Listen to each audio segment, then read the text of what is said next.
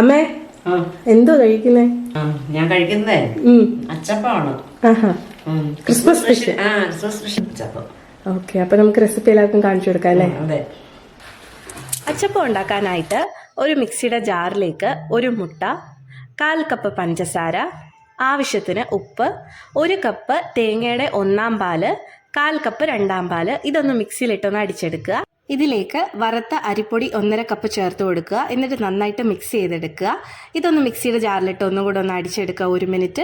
ദോശമാവിനേക്കാളും കുറച്ച് ലൂസായ പരുവത്തിനെടുത്ത് അതിലേക്ക് ആവശ്യത്തിന് എള്ളും കൂടെ ഇട്ട് നന്നായിട്ട് മിക്സ് ചെയ്യുക. ഇനി നമ്മൾ എണ്ണ നന്നായിട്ട് ചൂടാകുമ്പോൾ അച്ചപ്പത്തിൻ്റെ അച്ച അതിലേക്ക് കുറച്ച് നേരം നല്ല ചൂടാക്കി വെച്ചതിന് ശേഷം മാവിലൊരു 1/4 ഭാഗം വരെ മുക്കി എണ്ണയ്ക്കകത്തിട്ട് ഇതേപോലെ തിരിച്ചും മറിച്ചും ഇട്ട് മൂപ്പിച്ചെടുക്കുക.